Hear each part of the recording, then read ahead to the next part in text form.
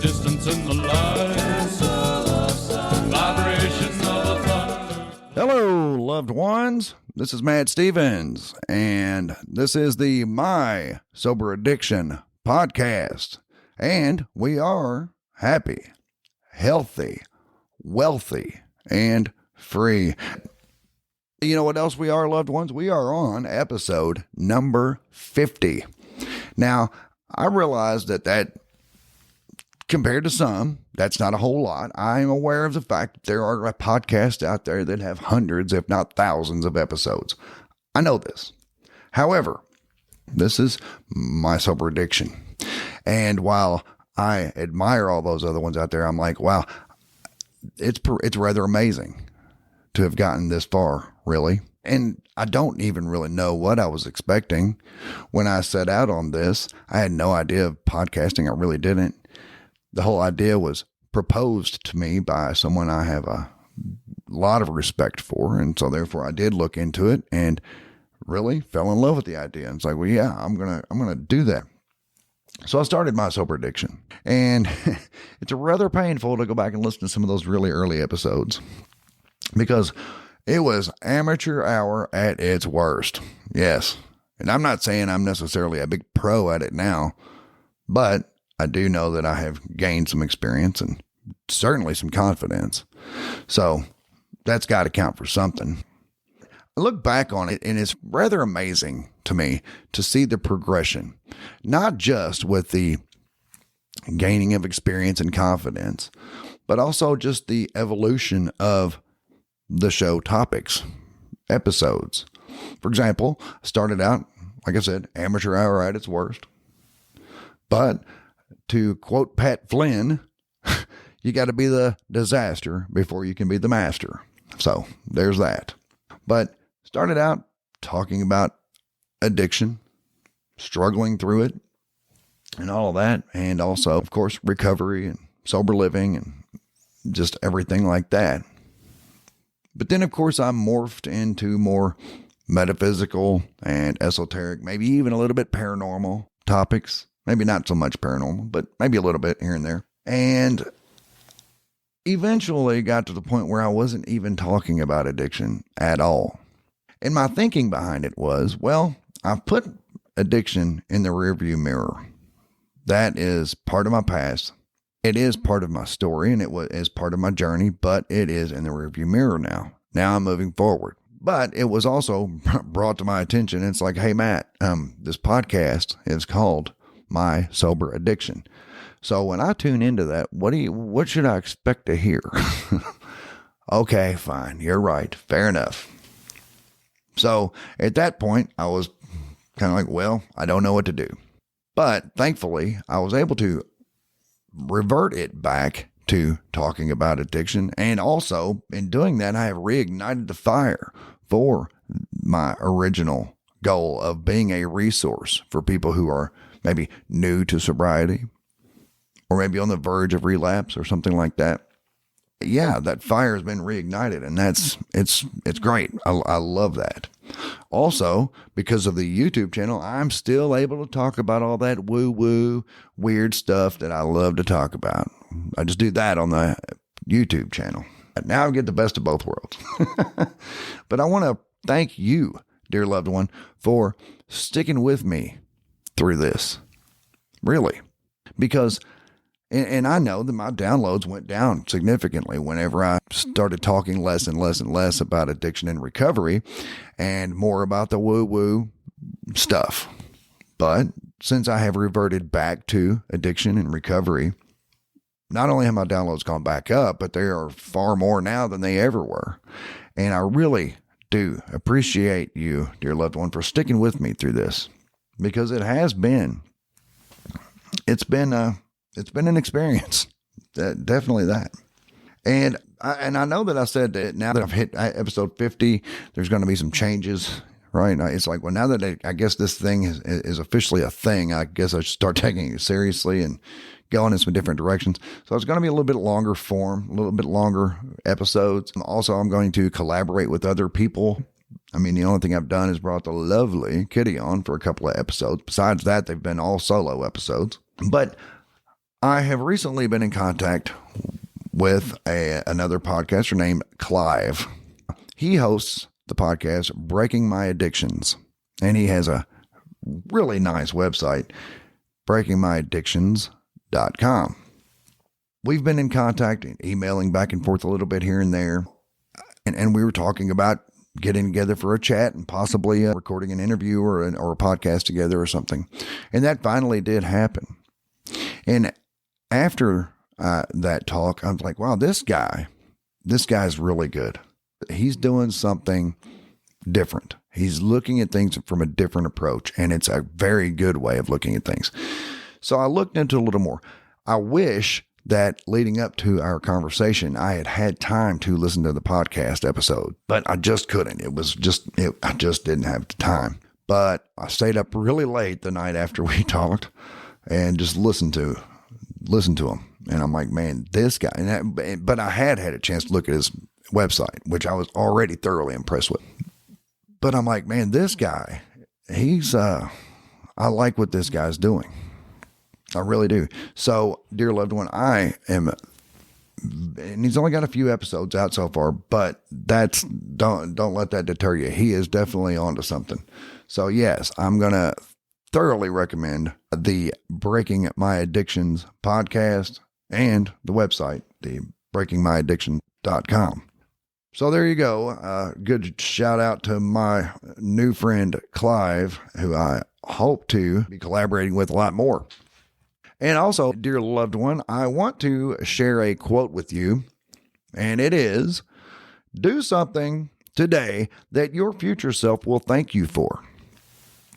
Now, I realize I've talked a lot about there is only now, okay? We cannot live in the past. We cannot live in the future. We only have right here, right now. I understand that. But I also know that in this life we are on a linear timeline. And I can look back on my life and look at some times where I absolutely do not appreciate some of the things that I did. Right? Absolutely not. So I got to believe that I can think, well, okay, at some point in my future, I want to look back on this time in 2025 and be so grateful and think, wow, I am so glad I did that. Even if it is something as simple as starting to save a few bucks a week in some kind of savings account, some form of saving, putting back some money. Or if it's getting better physical shape, beginning an exercise routine. Or, as I've been talking about on the YouTube channel lately, beginning a meditation practice. Because meditation is something that most people, and I do mean most people will tell you that is something they want to do. But for whatever reason, they just never start. And just like with anything else, the hardest part is just beginning. That's all, just getting started. And with regards to meditation, a lot of people, they see people doing these certain poses, like they're sitting in the lotus position and they're holding their fingers in some way. It's like, I don't know what any of that's about. And they feel silly because they feel like they're doing something that they don't even know what they're doing. It's like, well, there is reason for those finger positions. Those are called mudras. I mean, each one means different things. But you don't have to do that to get started. In fact, just sit with your hands comfortably in your lap in the cross-legged position and simply sit quietly and monitor your breath. Your breath in, your breath out, just monitor your breath. Or you can do some guided meditations. I still do guided meditations. I think guided meditations are great because there are some that are out there for specific reasons or for specific purposes. But just like anything else, it's just about getting started. So yes, do something today that your future self will thank you for. That's all. Now, dear loved one, what I really wanted to get into in this episode, even though I am more than 10 minutes in at this point, of course, the edit might get me down under 10 minutes at this point. I don't know. So don't be going and looking at the timer. Don't do that. Of course, that's exactly the first thing I would have done. With regards to relapse prevention, it's like, well, that's something that we all got to focus on. We all got to work on preventing relapse. And then, but if somebody does relapse, let's say we're going to meetings and all that stuff, and then all of a sudden somebody that's been going there very diligently, all of a sudden they stop showing up. And it's like, uh-oh, so-and-so must have relapsed. And maybe they did, maybe they didn't. But let's say, okay, fine, they did. And a few months later, they show back up at the meeting. They've humbled themselves. They're like, yeah, I did it. I did. I screwed up. It's like, okay. And then we'll tell them things like, well, relapse is part of recovery. I've used that phrase myself. And to be honest, it is true. There is some truth to that. We can't lean into that too much. We can't allow that to be an excuse, because it certainly can be. And we know that the addictive side of our minds, well, all it needs is an excuse, right? I mean, if we give it any excuse to go and relapse, it's going to be like, yeah, there it is. That's good. Yeah. Oh, yeah. Relapse is part of recovery. Sure is. Let's go do this. That's what it's going to be saying to you, right? So we can't lean into that saying too terribly much. If we do, we're going to give that part of our brain the only excuse it needs. But this is your recovery. This is your recovery, and no recovery is the same. Everybody's story is different. They've all got their similarities, yes, but none of them are exactly the same. Now, what I mean by there are similarities, of course, most of us had to hit some kind of rock bottom. Most of us had to get some kind of tough love from our family. A lot of us had an overdose. Sometimes they were really bad overdoses. Sometimes they were whatever. And then, of course, we've all had our relapse, right? We've all got those similarities. However, for every one similarity, there's probably 10 things that are different about our journey. For example, a lot of people came to addiction to mask the pain of something that happened to them in childhood. That's not me. I can't sit here and tell you that my family was, abusive or anything like that, because I've always had a pretty good and supportive family. But I did have some things happen that, opioids found their way into my life at the perfect time to fill that gap with what was going on with the very bad thing that was happening in my life at that time. But getting back to what I was saying, while saying relapse is part of recovery is true, and it is something that is similar for pretty much everybody. I don't know of anybody who has had any real amount of clean time going on that has not at least relapsed at least once. When we relapse, or when we are just at rock bottom, we've hit the bottom of the spiral, we're to the point where it's just churning and churning. We have to understand that we need community. We need help. This is one of the things that I talked about with Clive and the chat we had that we ended up recording, and I assume he's going to release it as a podcast episode. We tend to think that we can go it on our own, right? I mean, I know that I'm not alone in this, but everybody at some point thought, I can do this myself.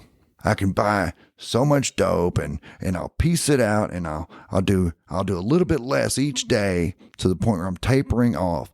And then at some point I'll maybe do something else and then I'll be off of it. Sure, that sounds great. Sounds great. Sounds like a plan. Sounds like you got it all figured out. You know exactly how to lick this thing, right? Because so many people before tried that same thing, and I don't know of anybody who has succeeded. Let's just be honest here. Most people have tried that.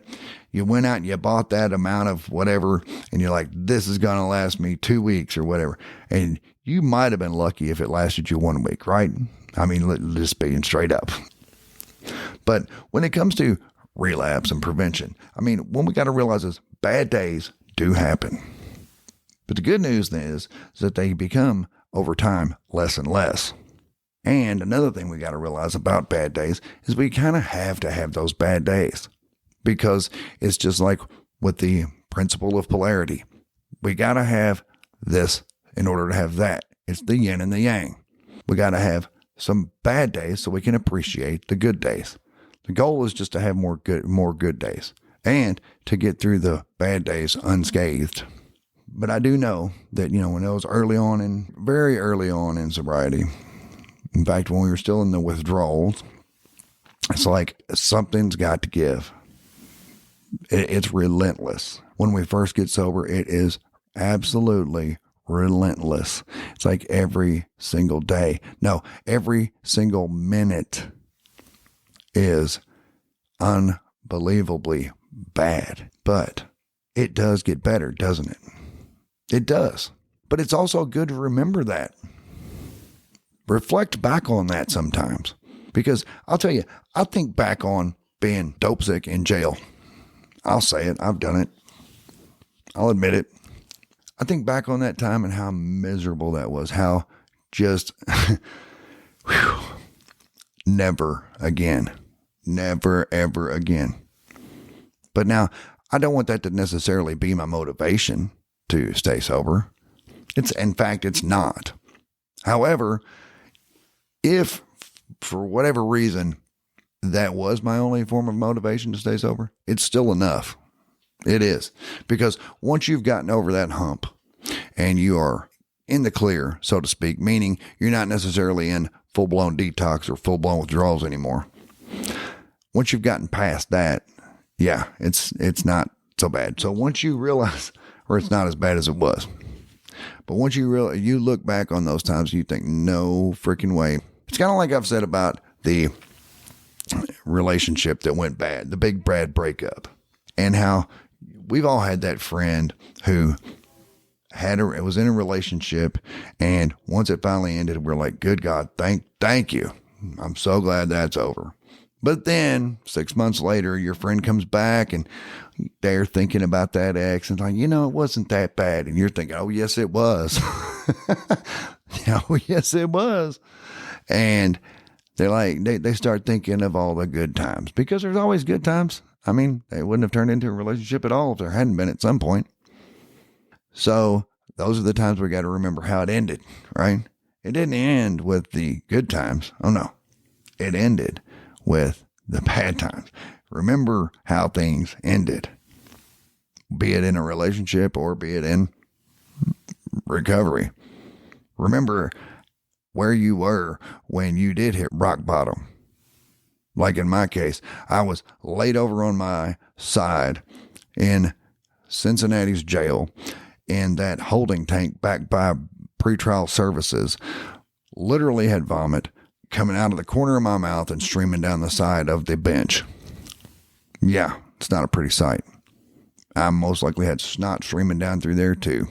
Not at all pretty. Yeah, detox is as ugly as it can possibly be, right? And very good possibility you've probably shit your pants too. But especially in that situation because you're in a jail. But whatever. So think back to that. Don't think back to when it was still new to you. Don't think back to when it was like, yeah, man, it's Sunday afternoon. I'm going to watch some football. So yeah, I'm going to get a little buzz on and have some fun. Maybe eat some nachos and watch some football and maybe get another little buzz on later. Yeah, that's when it sounds real good, isn't it? That's when it sounds good. Nah, but that's not how it ends, is it? No, it usually ends with snot and vomit streaming down something. In a lot of cases, your shirt, right? And it ends not well. So when we start thinking about relapse, even though we know relapse is part of recovery, well, you know what else is part of relapse? Ending up with snot and vomit streaming down something. Not cool. So it's best to stay mindful. And I don't like using those buzzwords like mindfulness and things like that. But if the shoe fits, wear it. So to stay mindful and present in the moment. Just ways to stay off of autopilot. As I've mentioned before, awareness alarms. Set alarms on your phone throughout the day to cause you to get present in the moment. So like if my alarm goes off every hour or every 2 hours or whatever, it's like ding, ding. Okay. What's that? Okay. Oh, Oh, it's my mindfulness alarm or my awareness alarm. Okay, so I'm going to take 30 seconds or even 15. Take a deep breath and just center in the moment, right here, right now. I am right now. So that way, that autopilot brain that may be trying to kick on doesn't get a chance to. That way, that autopilot is kept in check. That way, I stay in control. Right? So I always recommend awareness alarms to keep you focused, to keep you in the present now, so that you don't go on autopilot. Because when we're in autopilot, in a lot of cases, we do things and we don't even realize we did them. When we're on autopilot, we will get to the end of the day or whatever and look back on it and think, geez, I did that. I wasn't even thinking when I did that. Right? That happens all the time. Everybody does it. But it's particularly dangerous for addicts, especially if they are in a dangerous time in their recovery. So that's why I'm like, find ways to stay on track. Find ways to keep yourself focused on the here and now. And don't let that part of your brain kick back in. Don't allow autopilot to come in. Now, you're going to be on autopilot sometimes, yes. But that's what the alarms are for. The awareness alarms are to reel it back in, to snap you back at least every couple of hours. I usually recommend to do it every hour, but I mean, I know that sometimes that can get a little nerve wracking. It's like every single hour my alarm goes off and I can't, whatever. Fine. If that's too much, do 2 hours, do 3 hours. My point is, do something to get you to where you are focused back to being present in the moment, in the now, rather than just running on muscle memory. You be in the driver's seat, not in the passenger seat. Because if we get in the passenger seat, we don't know who's driving. And we certainly don't want it to be that addictive side of our brain getting in the driver's seat. Certainly not. And in a lot of cases, we've got to humble ourselves. Oh, yes. Oh, yeah, that word. We all love that word. We all love a word, humble, don't we? We all like to use that word with other people, but when it comes to ourselves, we're like, I don't know. Well, yes, we have got to stay humble and realize that nobody is above relapse. Nobody is fully in the clear, because anybody that thinks they are may be more at risk than they've been in a very long time. It's not hard to stay humble. If you need to, go to meetings. Get around somebody who has recently relapsed or somebody who is new to recovery. Or, as I've said before, remember back to when it was bad. Remember, I do not want to go back to that, right? Never think you're above it, because you're not. You're just not. So we got to humble ourselves. So meditation, breath work, awareness alarms, all of those things are fantastic for keeping you centered in the now. And of course, going to meetings. Yes, going to meetings are always going to keep you grounded, always going to keep it in your forefront of your mind that this thing is real. And addiction does want to take you back any chance it can get, and it'll kill you. Let's not make any mistake. Addiction has one goal, and that is to destroy you and probably everybody around you. And eventually, when it's done doing that, it'll kill you. That's all. That's its only goal. Anyway, loved ones, I don't know if somebody particularly needed to hear that, but there it was. And this being the 50th episode, we are going to revert back to weekly episodes as far as the longer form are concerned. Now, when I say long form, I'm not talking about Lex Friedman or Joe Rogan 3-hour-long episodes. No. Although, I mean, some of those guys do very well with those long forms. But when we're doing a solo podcast like I do, geez, who in the hell would want to listen to me ramble for 3 hours? I mean, really? I mean, it's like, hey, man, I'm not sure I'm too good with 30 minutes every 2 weeks. Now you're talking about going back to weekly. well, sorry, not really, but I do love you though, loved one. But yes, remember, do something today that your future self will thank you for. And also, go check out the Breaking My Addictions podcast and the breakingmyaddictions.com website. It's very cool. It's got that AI feature. I don't want to butcher it, so I'm not going to go anymore.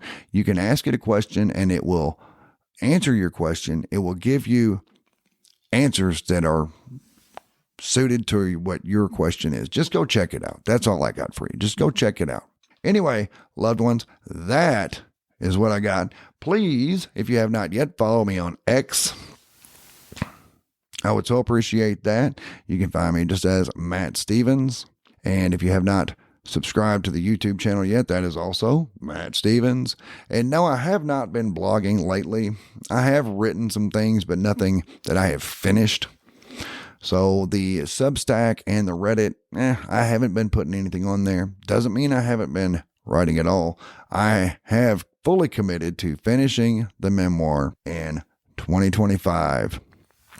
And so that is, when it comes to writing, that is my priority. Although I do have some blog posts that I am working on. And as I finish them, I will post them on Substack and Reddit. So if you subscribe to my page on one of those, and it doesn't cost you anything, there is a paid subscription option on there, but it's not necessary. So if you subscribe there, and if you want to see my blog posts as they come out, then you will be notified. But the best way to find out anything I'm up to, be it videos, be it audio podcasts, be it blogs, or doing a collaboration with another podcaster, such as Clive on the Breaking My Addictions. Everything I do will be posted on my X page. So the best thing to do is just follow me on X, really. So anyway, loved ones, that is what I got. I do love you. I truly do. And I'll be back directly. There is a distance in the